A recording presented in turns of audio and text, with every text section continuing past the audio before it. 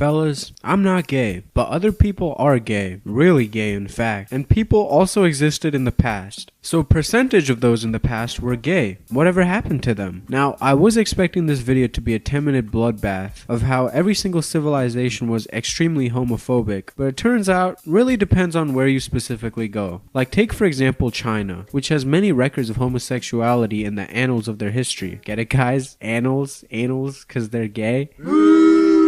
Yeah, okay, whatever. Anyway, there's a specific story which dates all the way back to the Han Dynasty of China, when the Chinese Emperor Ai and his lover Dong Xian were in love so much that one time they slept in the same bed. And when Emperor Ai woke up to see that Dong Xian was on his sleeve, instead of waking up Dong Xian and getting him to move, he cut his own sleeve off. This is a really cute story and all, but Emperor Ai also had a wife who probably did not find the whole thing really cute. I'm just kidding. A Chinese emperor usually had multiple concubines, and it's assumed that in the roster of the baddest Chinese concubines for the emperor, there was also a couple dudes in there as well. As time passed though, attitudes started to shift. A mixture of Central Asian and Western influences, plus the fact that dudes fucking dudes does not result in any offspring that could be heirs to the throne, started to cause male concubines to become less and less popular. And the last dynasty to have records of male concubines was the Song dynasty. By the time the Qing dynasty took control, acts of homosexuality were a punishable crime, with any gay actions causing 1 month of prison time and 100 heavy blows, which does sound rough, but was apparently the lightest punishment in Qing legal code. And honestly, from my perspective, if the government outlawed straight people having sex, and then you told me Ice Spice was down to smash, but I would get a month of prison and have gotten my shit kicked in, I'm not gonna lie, I'd be behind bars within the hour.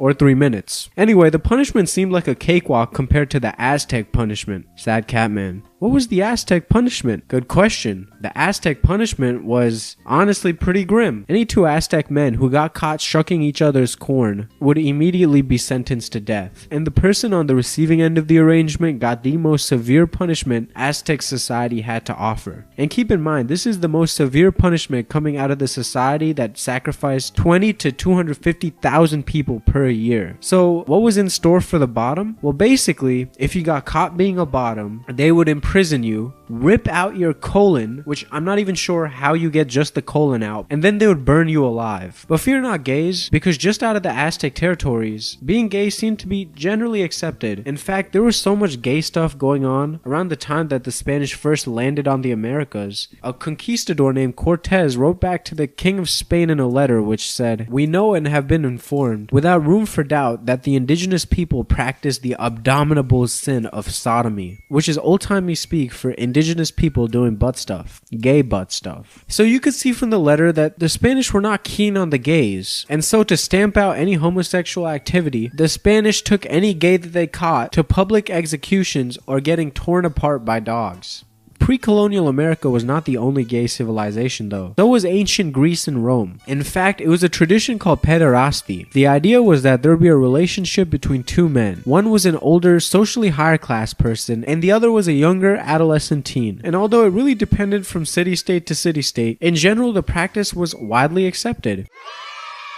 If you were the older guy. The younger guy, on the other hand, who was usually the receiving end of the relationship, was treated poorly because, well, to be honest, their idea of being gay isn't really the same as what we consider being gay today. Like, from my understanding of all this, if John and Josh are in a relationship today, they're both equally gay. But in ancient Rome, if John and Josh are in a relationship, but John is the one receiving, then he would be the one that gets all the hate, while Josh would be treated indifferently.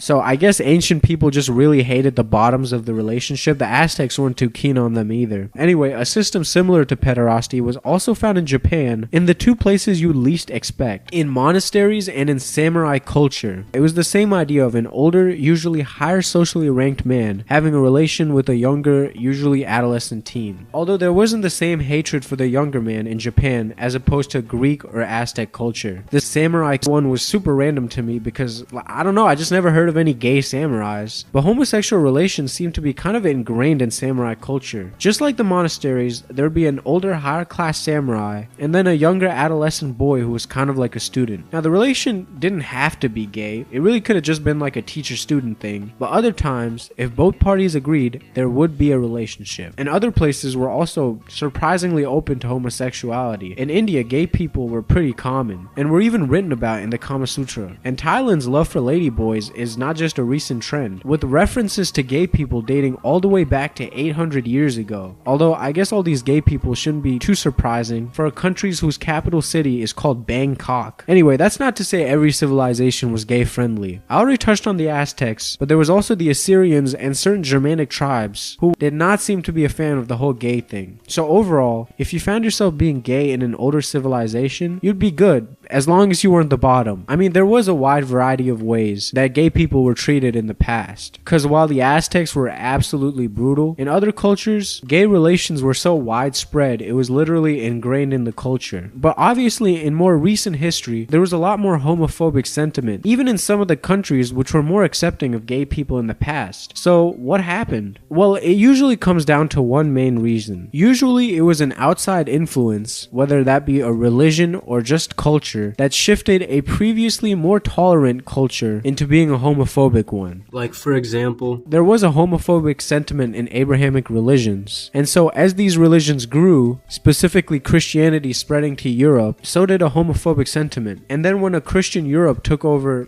pretty much everything, they exported their culture, and with that, the homophobia with it. And now, I'm not saying that Christianity and Islam were the sole reasons that there was a change in attitude, and there definitely was other factors to this, like Zoroastrianism, which is a super old religion, was partially the reason that India first started to become less tolerable to homosexuals. And for the Chinese, it was Central Asian cultures like the Mongols who shifted how they felt about gay people. And some cultures like the Aztecs came to their own conclusion that gay people were ass. But by and large, when a place was influenced by Western culture, homosexual acceptance decreased. So there you have it. I hope you enjoyed. Consider liking, subscribing, all that. Goodbye.